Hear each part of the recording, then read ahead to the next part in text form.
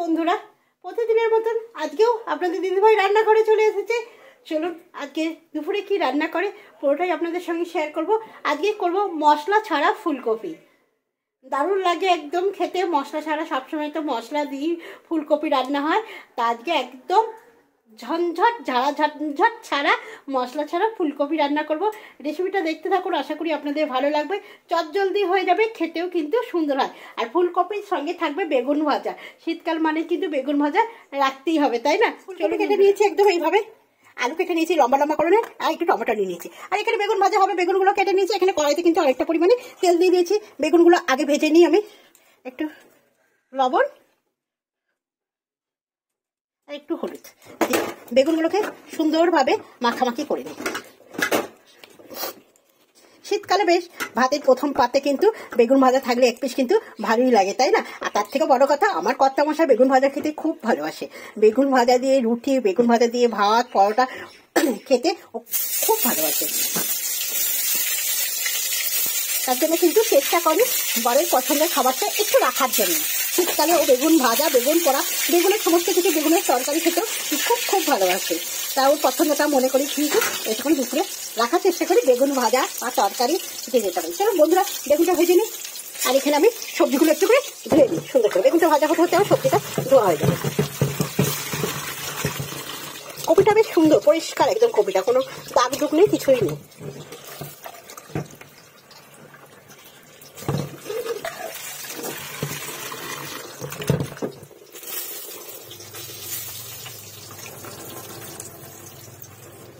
ধুয়ে নিলাম, টমাটোটাও ধুয়ে নিই।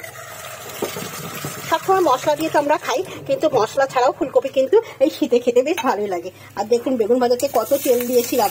বেগুন ভাজা কিন্তু তেল খাওয়ার একদম অভ্যাস। যতই তেল দেবেন ততই বেগুন ভাজা টানবে, চক চক চক চক করে, তাই না?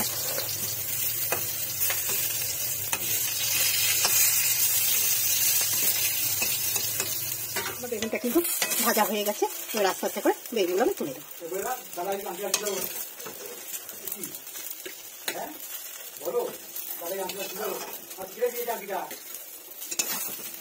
বেগুনটা ভাজা হয়ে গেছে আমার, কড়াইতে আবার আমি তেল দিয়ে দেবো পরিমাণ মতো।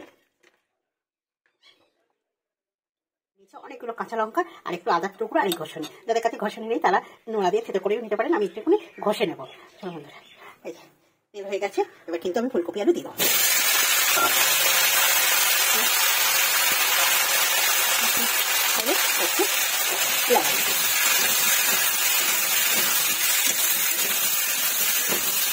এক সময় বন্ধুরা এইরকম মশলা ছাড়াও সবজি খেতে কিন্তু ভালো লাগে। সবসময় মশলা দিয়ে যে ভালো লাগে তারা কিন্তু বেশি না, অনেক সময় কিন্তু মশলা ছাড়া খেতেও কিন্তু অসাধারণ লাগে। আর আপনাদের দাদা ভাই বড়মশাই, আমার বড়মশাই এরকম গরম গরম করে রাখলে ভালো লাগে না?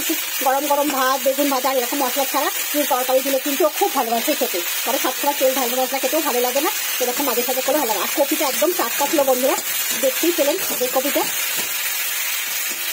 চলুন একটু ভাজা ভাজাতে, একাদশীর দিন আমাদের মায়েদের অন্নভোগ দেওয়া হবে না, আজকে দেওয়া হবে এমনি ফল দেওয়া হবে। ফল আছে, ফলগুলো দেওয়া হবে, ফল খাবে। আর এখানে দেখুন আমার পুত্র পড়াশোনা করছে। আর আজকে বাইরের ওয়েদার একদম ভালো না, দেখুন কেমন করে আছে, একদম ওয়েদার ভালো না, অন্ধকার করে আছে। কদিন ধরে এরকম ওয়েদার করে রয়েছে, কোনো জামা কাপড়ে শোকাচ্ছে না, কিছু না, একদম বাজে ওয়েদার করে রয়েছে আকাশে, দেখতে পাচ্ছেন? আর এই যে গাছেরটা ফুল ফুটেছে। ফুলকপিগুলো ভাজা ভাজা হচ্ছে, এখন দিয়ে দেবো কিন্তু আমি ওই টমেটোটা কেটে দেবো।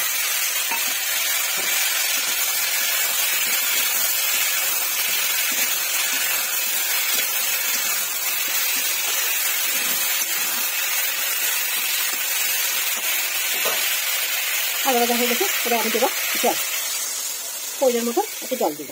যেহেতু বেগুন ভাজা আর ফুলকপি আলুর তরকারি, তার জন্য কিন্তু আমি জলের পরিমাণটা একটু বেশি দিলাম, নাহলে ভাতটা খাবে খেতে বন্ধুরা।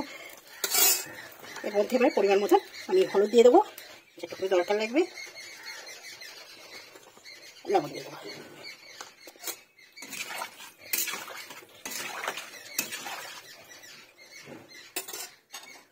দিয়ে দিলাম, ঝালের জন্য দিলাম। দেখি কেমন অবস্থা হয়ে আছে, বাবা টপক টপক করে ফুটছে, দেখছেন? দেখি এবার আলু সেদ্ধ হয়ে গেছে বন্ধুরা।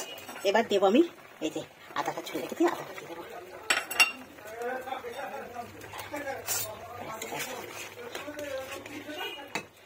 সব নরম হয়ে গেছে, দেখুন টমেটো টপ হয়ে গেছে একদম।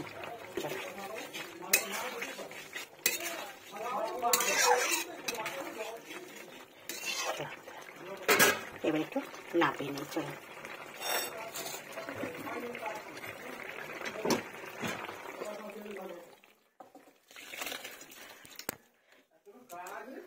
না পেয়েছি দিয়ে কিন্তু এবার দেবো একটু পাঁচফোড়ন।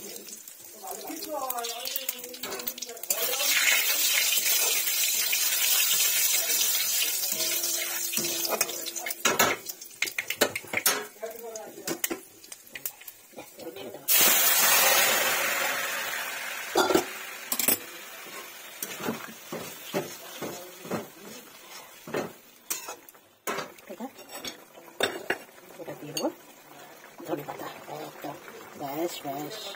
শীতকালে একটু ধনে পাতা থাকলে আর কি চাই বন্ধুরা। ব্যাস গ্যাসটা আস্তে করে দেবো, দিয়ে একটু ঢাকা দিয়ে দেবো বন্ধুরা। দেখি দেখ কেমন হয়েছে। এই দেখুন টক টক করে একদম তরকারি ফুটছে, তরকারি কমপ্লিট। একটু কাঁচা লঙ্কা দিয়ে দিলাম, যাদের ঝাল লাগবে প্রয়োজন তারা একটু করে কাঁচা লঙ্কা ডুবে খাবে। ব্যাস দেখতেই পেলেন একদম মশলা ছাড়া তরকারি, দারুণ স্বাদের হয়। কিন্তু যারা মশলা পছন্দ করেন না, হালকা মশলা খেতে চান, এইরকমভাবে। আর এখন শীতকালে ফুলকপিটা খেতে যেমন সুন্দর, এইরকমভাবে একদিন ফুলকপি মশলা ছাড়া খেয়ে দেখুন, সত্যি দারুণ লাগে খেতে। আমার রান্নাটা তো কমপ্লিট হয়েই গেছে, চলুন গ্যাসটা বন্ধ করে দিই আমি। আর এখানে করে নেবো একটুখানি স্যালাড। এই যে শসা নিয়ে নিয়েছি, লেবু নিয়ে নিয়েছি, লঙ্কা নিয়ে নিয়েছি, আর নিয়েছি টমেটো নিয়েছি। আমরা যেহেতু পেঁয়াজ খাই না, নিরামিষ খাই, তার জন্য এটা দিয়ে কিন্তু আমি স্যালাডটা বানাবো। চলুন বন্ধুরা, আজকে দুপুরে রান্না কিন্তু এই যে ফুলকপি একদম তেল বলছি মশলা ছাড়া একদম ফুলকপি আলুর তরকারি, হচ্ছে স্যালাড, বেগুন ভাজা, আর এখানে ছেলের তৈরি করছে হচ্ছে কচবেল মাখা। দুপুরে খাওয়া কিন্তু আমার এটাই, আমার প্রতিদিন যেটা রান্না হয় সেটাই কিন্তু আপনাদের সঙ্গে আমি শেয়ার করি বন্ধুরা। যদি ভালো লাগে আজকে আমার দুপুরে খাওয়া দাওয়াটা বা রেসিপিটা, মশলা ছাড়া রেসিপিটা ফুলকপি, তাহলে একটা লাইক শেয়ার কমেন্ট করবেন, পাশে থাকবেন বন্ধুরা। শুভ দুপুর।